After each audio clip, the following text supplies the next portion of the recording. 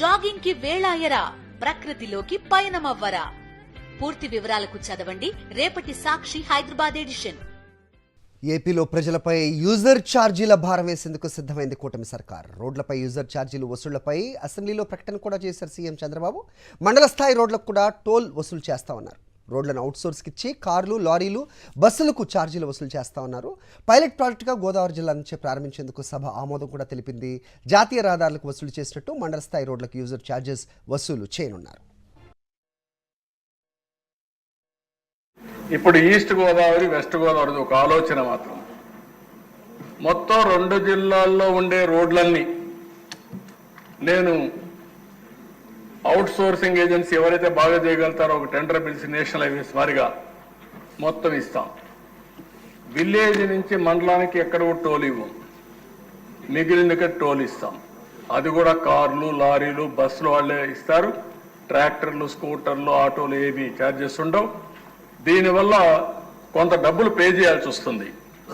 ఆ డబ్బులు పే చేసే బాధ్యత, వైబిలిటీ గ్యాప్ ఫండింగ్ ఇచ్చే బాధ్యత ప్రభుత్వం తీసుకుంటాం. ఇది బాగుందంటే మీరు ప్రజలందరినీ కన్విన్స్ చేయగలిగితే నేను ఇమ్మీడియట్గా పని ప్రారంభిస్తా. బాగలేదు అనుకుంటే మన గుంతల రోడ్లోనే తిరుగుదామంటే నాకేం అబ్జెక్షన్ లేదు. దీనికి కూడా అపోజిషన్ చేసే వాళ్ళు ఉంటారు, కానీ సమస్య పరిష్కారం చేయరు, గోతులు పెడతారు. గోతులు పూడుస్తామంటే మాత్రం అన్ని నువ్వే చేయాలా, డబ్బులు లేకపోయినా నువ్వేం చేస్తే లేదు. ఇంకా మంత్రదండం ఒకటి తీసుకోవాల్సి, మంత్రదండాలు ఉండవు, తెలివితేటలు తప్ప ఇంకొకటి ఉండదు. ఇది కానీ బాగుందనుకుంటే పైలట్గా 2 జిల్లాలు చేసి, ఎందుకంటే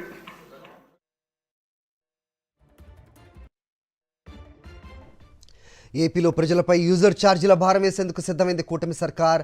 రోడ్లపై యూజర్ ఛార్జీలు వసూళ్లపై అసెంబ్లీలో ప్రకటన కూడా చేశారు చంద్రబాబు. అది చూసే ప్రస్తుతం మనం దీనిపై అప్డేట్స్ మా కరెస్పాండెంట్ సురేంద్రని అడిగి తెలుసుకుందాం. సురేంద్ర, చెప్పండి, మండల స్థాయి రోడ్లకు కూడా టోల్ అంటున్నారు. దీనిపై ప్రజలపై దీని గురించి ఎంత భారం పడనుంది అనేది ప్రస్తుతం కన్సర్న్ గా కనిపిస్తోంది. అవుట్ సోర్స్కి ఇస్తామని కూడా తెలుస్తోంది. ఏం చెప్తారు? అప్డేట్ చెప్పండి.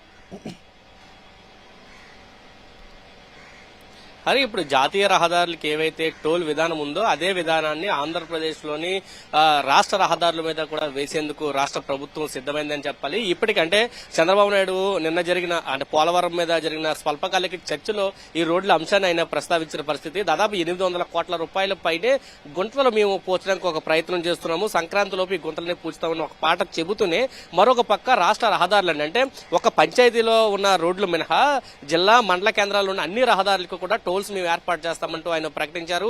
ఈ టోల్స్ ఏర్పాటు ద్వారా ఆదాయాన్ని సమకూర్చుకుంటామంటూ కూడా ఆయన చెప్పిన పరిస్థితి. ఎన్నికల్లో చెప్పారు, సంపద సృష్టించడం నాకు వచ్చు, సంక్షేమాన్ని మరింత అభివృద్ధి చేస్తానని చెప్పారు. కానీ ఇప్పుడు ఆ సంక్షేమం పక్కకు పోయింది, సంపద సృష్టి మీద దృష్టి పెట్టారు. ఆ సంపద కూడా ఎవరైతే ప్రజల్లో ఉన్నారో ఆ ప్రజల జేబుల్లోంచి తీసుకొని మళ్ళీ ప్రజలకే పెట్టే పరిస్థితి అయితే కనిపిస్తుంది.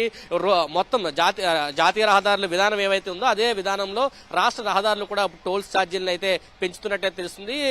మొత్తంగా చూసుకుంటే దాదాపు అంటే భారీగా వసూళ్లు, ప్రజల నుంచి భారీ వసూళ్లకైతే రాష్ట్ర ప్రభుత్వం పూనుకున్నట్టే తెలుస్తుంది. అంటే ప్రజల నుంచి ఈ టోల్స్ కి సంబంధించి ప్రజలను ఎమ్మెల్యేలు ఒప్పించాలని చెప్పారు. ఎవరైతే ఒప్పుకోరో, ఎవరైతే వ్యతిరేకిస్తారో వాళ్ళు ఖచ్చితంగా గుంతల రోడ్లోనే తిరగాల్సి వస్తున్నట్టు కూడా ఆయన మాట్లాడిన పరిస్థితి కనిపించింది. మరొక పక్క టోల్స్ ఛార్జీలు అవుట్ సోర్సింగ్ ఇస్తామంటూ కూడా ఆయన చెప్పిన పరిస్థితి. టోల్స్ ఛార్జీలు పెరిగితే ఆటోమేటిక్ గా నిత్యావసర సరుకుల ధరలు పెరుగుతాయి, ఆర్టీసీ బస్ ఛార్జీలు పెరుగుతాయి, ఇతర ట్రాన్స్పోర్ట్ అన్ని కూడా పెరిగే అవకాశం అయితే ఉంటుంది. ఇప్పటికే రాష్ట్ర ప్రజలు నిత్యావసర ధరల పెరుగుదలతోటి పూర్తిగా తీవ్ర ఇబ్బందులు పడుతున్నారు. టోల్ ఛార్జీలు పెరిగితే నిత్యావసర ధరలు ఆకాశాన్ని అంటే అవకాశం అయితే చాలా స్పష్టంగా కనబడుతుంది. అయితే పూర్తిగా సంక్షేమాన్ని పక్కన వదిలి పూర్తిగా ఆదాయ మార్గాలను ఎంచుకుంటున్నట్టు తెలుస్తుంది. ప్రజల నుంచి ముక్కుపిండి ఏ విధంగా డబ్బులు వసూలు చేయాలనే దాని మీదే రాష్ట్ర ప్రభుత్వం దృష్టి పెట్టినట్టు తెలుస్తుంది. బడ్జెట్ లో తాయిలాలు వస్తాయి, ప్రజలకు బాగా సంక్షేమం వస్తుందని అందరూ ఆశించారు. కానీ అవన్నీ పక్కకు పోయి రాష్ట్రానికి ఆదాయం రావడం, రాష్ట్ర ఖజానాన్ని నింపుకోవడం మీదే పూర్తిగా చంద్రబాబు నాయుడు దృష్టి పెట్టేది తెలుస్తుంది. దానిలో భాగంగానే టోల్ ఛార్జీల వసూళ్లకైతే రంగం సిద్ధమైనట్టయితే ఒక పక్క నిర్మాణం చేస్తున్నామంటూనే మరో పక్క జేబులోంచి లాక్కునే ప్రయత్నం అయితే చాలా స్పష్టంగా చేస్తున్నట్టు తెలుస్తుంది. అంటే సంపద సృష్టిస్తామని ఆయన ఎప్పుడు చెబుతా ఉంటారు, ఈ రకంగా సంపద సృష్టించుకుంటున్నారు అనుకోవచ్చా? అంటే ఖచ్చితంగా జనాలు కూడా అదే అంటున్నారు, సంపద సృష్టిస్తారంటే బయట ఏదో ఫ్యాక్టరీలు తీసుకొచ్చి లేకపోతే ఇతర వనరుల ద్వారా సృష్టిస్తారు, కానీ ప్రజల జేబులోంచి తీసుకుని మళ్ళీ ప్రజలకే పెట్టే పద్ధతి సంపద సృష్టి కాదు అంటూ కూడా అందరూ అడుగుతున్న ప్రశ్న. నిన్న చంద్రబాబు ఎప్పుడైతే ఈ మాటలు మాట్లాడారో అసెంబ్లీలో, అప్పటి నుంచే సోషల్ మీడియాలో ప్రజలంతా కూడా హోరెత్తి మాట్లాడుతున్నారు. నేను ఇందుకోసం కాదు మేము అధికారంలోకి తీసుకొచ్చింది, సంపద సృష్టి అంటే ఇది కాదు అనేది కూడా వాళ్ళంతా చెబుతున్న పరిస్థితి కనిపిస్తుంది. మరోపక్క అధికారంలోకి వచ్చిన దగ్గర నుంచి ఒకటే మాట చంద్రబాబు మాట్లాడుతున్నారు, రాష్ట్రం పూర్తిగా ఆర్థిక లోట్లో ఉంది, ఈ పరిస్థితులను ఏమీ చేయలేము, చాలా హామీలు ప్రజలకు ఇచ్చాము, ఈ హామీలు అమలు చేయలేకపోతున్నాం, కాబట్టి ఆ ఒప్పించాల్సిన బాధ్యత ఎమ్మెల్యేలు ఉంది అంటూ ఆయన మాట్లాడుతున్నారు. నేను ఎమ్మెల్యేలు కూడా చాలా స్పష్టంగా చెప్పారు, ఎవరైతే ఒప్పుకోలేదో ఆ నియోజకవర్గం లేదా ఆ మండలం ఆ జిల్లా పూర్తిగా గుంతల రోడ్లో ఉంటుందంటూ ఆయన చెప్పిన పరిస్థితి అయితే కనిపిస్తుంది. డబ్బులు వసూలు చేయడం మార్గంగానే, ఆదాయ వనరుగానే పూర్తిగా ప్రభుత్వం రోడ్లను చూస్తుంది అనేది చెప్పాల్సి ఉంది. హరి రైట్ సురేంద్ర.